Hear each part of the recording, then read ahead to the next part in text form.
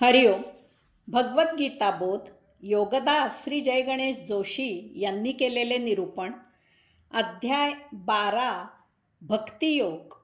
ओम श्री परमात्मने नमः. अथ द्वादशोऽध्यायः. जय योगेश्वर. परमात्म्याला नमस्कार. अध्याय 12 श्लोक क्रमांक 8. मय्येव मन अधस्तव मयि बुद्धं निवेशय निवसिष्यसि मय्येव अत ऊर्ध्वं न संशयः.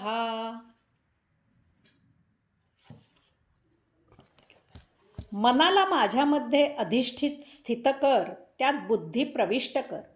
असं केल्यानंतर निसंशयाने तू माझ्यातच निवास करू लागशील, माझ्यातच विलीन होशील.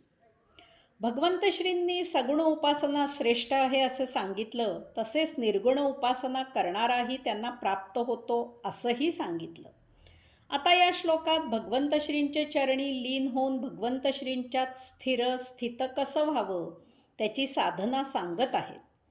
भगवंत श्री सांगत आहेत की माझ्यात प्रथम मन अधिष्ठित स्थिर कर, त्यानंतर त्यात बुद्धी प्रविष्ट कर. असं केल्याने साधक माझ्यातच निवास करू लागेल, यात संशय बाळगण्याचं कारण नाही. सर्वप्रथम साधकाने भगवंत श्रींच्यात आपले मन स्थिर करावे. भगवंत श्री साधनेचा विशिष्ट क्रम देत आहेत. प्रथम मन स्थित करावे, कारण मन हे पंच ज्ञानेंद्रिय आणि पंच कर्मेंद्रिय यांच्यामधील द्वार आहे. पंच ज्ञानेंद्रियांकडून जे ज्ञान प्राप्त होते त्याची अंमलबजावणी पंच कर्मेंद्रियांकडून मन करवून घेते. त्यामुळे एकदा जर भगवंत श्रींमध्ये मन स्थिर झालं की दशेंद्रिय साधकाच्या ताब्यात येतात. एकदा का इंद्रिय काबूत आली की मनाची चंचलता थांबते, मन स्थित होते. ते आत्म्याकडून मिळणाऱ्या प्रेरणांची दखल घेऊ लागते. त्यामुळे साधकाचं आचरण ब्रह्माला अपेक्षित असेच होऊ लागते. त्यामुळे भोगात भर होत नाही. संचित भोग उपभोगून चटकन संपू लागतात. आत्मा स्वरूपात अवस्थित होऊ लागतो. यानंतर बुद्धी भगवंत श्रींच्यात स्थिर करायची आहे. वास्तविक पंच ज्ञानेंद्रियांकडून ज्ञान ग्रहण झाल्यावर ते सर्वप्रथम मेंदूकडे, बुद्धीकडे पाठविले जाते. त्यानंतर त्याचे स्मृतीच्या मदतीने बुद्धी विश्लेषण करते आणि हे विश्लेषण अंतरात्म्याला प्रक्षेपित केले जाते. हे प्रक्षेपण मन मधल्यामध्ये ग्रहण करते. याचा अर्थ कामाचा क्रम अगोदर बुद्धी आणि मग मन असा आहे. परंतु येथे भगवंत श्री साधनेसाठी हा क्रम उलटा सांगत आहेत. बुद्धी ज्ञानाला, तत्वाला जवळ करते. मन भावनेला, भक्तीला जवळ करते. बुद्धी कर्तव्य कठोर निर्णय घेऊ शकते. बुद्धी सांगू शकते की स्वजन असला तरीही त्याला शत्रू समजून ठार मार. मन हा निर्णय शेवटी घेईल. प्रथम ते सांगेल की स्वजनाला सुधारण्यासाठी संधी दे. साम दाम दंड भेद अशी रणनीती मन शिकवेल. मन मायेचं पांघरूण घालून समोरच्याला सुधारण्याचा प्रयत्न करेल. नाईलाजच झाला तर ते बुद्धीचा निर्णय अंमलात आणेल.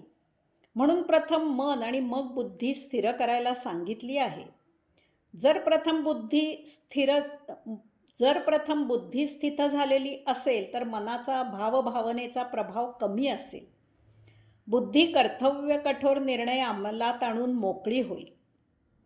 बुद्धीच्या मागे, ज्ञानाच्या मागे, तर्काच्या मागे मन म्हणजे भावभावना जाऊ लागल्या तर भगवंत श्री प्राप्त होणे दुरापास्त आहे. कारण पहिल्याच पावलावर गाडी अडून राहील.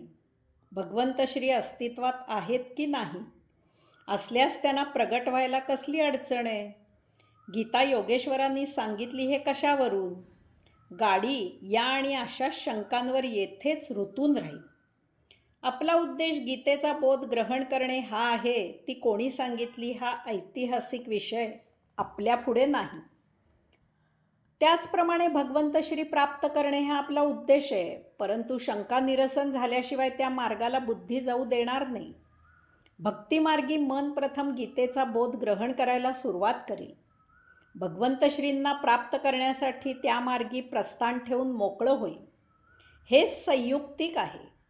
मन हा आपला स्थायी नैसर्गिक भाव आहे. त्याला भावना आहेत. मनाची निर्मिती भावनेतूनच झालेली असते. बुद्धीबाहेरील परक्या ज्ञानाला चिकटलेली असते. यास्तव मन प्रभावी असणे आवश्यक आहे. म्हणून प्रथम मन आणि मग त्या मनाच्या प्रभावाखाली बुद्धी स्थित करायला भगवंत श्री सांगत आहेत. भगवंत श्री पुढे महत्त्वाचं सांगत आहेत की मन आणि त्यापाठोपाठ बुद्धी माझ्यात स्थित कर, स्थिर कर. हे मोलाचे आहे. दोन समसमान गोष्टीच एकरूप होऊ शकतात. तसं नसेल तर भेसळ होईल, एकरूपता होणार नाही किंवा त्या विभिन्न गोष्टी एकमेकांपासून दूर फेकल्या जातील. भगवंत श्री पूर्ण शुद्ध आहेत. त्यांच्यात मन आणि बुद्धी एकरूप करायची असेल तर मन आणि बुद्धी भगवंत श्रींच्या प्रमाणेच पूर्ण शुद्ध होणे आवश्यक आहे. भगवंत श्रींच्यात मन आणि बुद्धी एकरूप करायची साधना सुरू केली की मन आणि बुद्धी शुद्ध होऊ लागतील. त्यामुळे साधकाचं आचरण आपोआप ब्रह्माला अपेक्षित असंच होईल. ब्रह्माचरण आणि पूर्ण शुद्धी झाली की भगवंत श्री प्राप्त होणं स्वाभाविकच आहे. मन आणि बुद्धी एकरूप झाल्यावर कृती आणि उक्ती एकच होते. कारण कृती करणारं मन आणि ती कृती उक्त करणारी बुद्धी तदाकार झालेली असते. पंचज्ञानेंद्रियांकडून मिळालेल्या ज्ञानाचं बुद्धी मनाच्या भावनेच्या आधारे विश्लेषण करते. त्याला अनुसरून मन अंतरात्म्याला अपेक्षित कृती करते. कृती आणि उक्ती एकच झाल्यावर आपले भौतिक जीवन समाधानकारक होते. जीवन आनंदात व्यतीत होते. शुद्ध आचरणाने आत्मब्रह्माला अपेक्षित जीवन प्रवाह भगवंत श्रींचे चरणी जाऊन मिळतो. आपले आध्यात्मिक जीवन ब्रह्मप्राप्तीप्रत जाते. भगवंत श्री सांगत आहेत की साधक माझ्यातच निवास करू लागतो. तो परमेश्वर स्वरूप होतो. तो भगवंत श्रींना आवडू लागतो, प्रिय होतो. आता भगवंत श्रीच त्याला सोडत नाहीत. आता भगवंत श्रींनाच भक्ताचा लळा लागतो. एकदा नारद मुनींनी योगेश्वरांना विचारले की भगवंता, तुझी तातडीने भेट घ्यायची असेल तर तुला शोधावा तरी कुणीकडे? तू हमखास सापडशील असे नेमके ठिकाण कोणते आहे?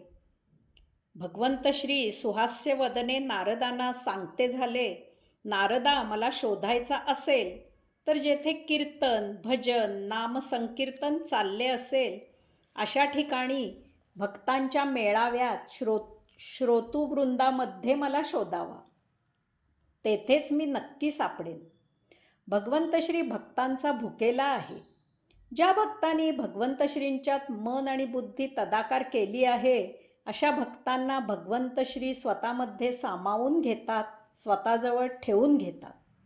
अशा भक्तांना भगवंत श्रींचा सहवास सतत प्राप्त होतो. येथे भगवंत श्री केवळ साधना सांगत आहेत. मन आणि बुद्धी भगवंत श्रींच्यात स्थित करण्याची साधना सांगत आहेत. ही साधना कोणत्याही एका विशिष्ट योग मार्गासाठी नाही, हे मुद्दामून लक्षात घ्यावे. भगवंत श्रींनी सगुण उपासना श्रेष्ठ आहे असे जरी सांगितले असले तरी निर्गुण उपासकही त्यांनाच प्राप्त होतो असेही त्यांनी लगेचच सांगून ठेवले आहे. तेव्हा मन आणि बुद्धी भगवंत श्रींच्यात तदाकार करायची साधना ही कोणत्याही सर्व योग मार्गासाठी आहे. ती कोणत्याही मार्गाने मुक्ती साध्य करणाऱ्या साधकाला उपयुक्त आहे. एवढेच नव्हे तर योग साधना कोणतीही का असेना, साधकाचे मन आणि बुद्धी भगवंत श्रींच्यात स्थित झाल्याशिवाय कोणतीही साधना सिद्ध होणार नाही.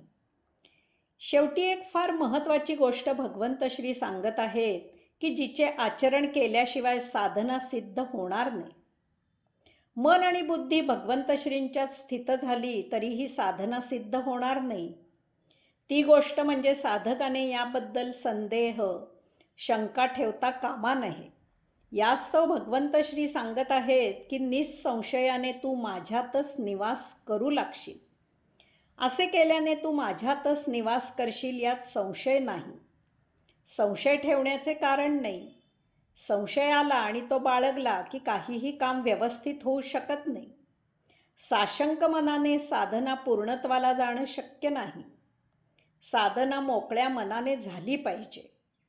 मनात शंका धरून भगवंत श्रींकडे प्रस्थान ठेवल्याने ते त्याप्रत पोहोचणार नाही. यास्तव साधकाने संशय बाळगू नये. जी रुचेल ती साधना करावी. हरिओम.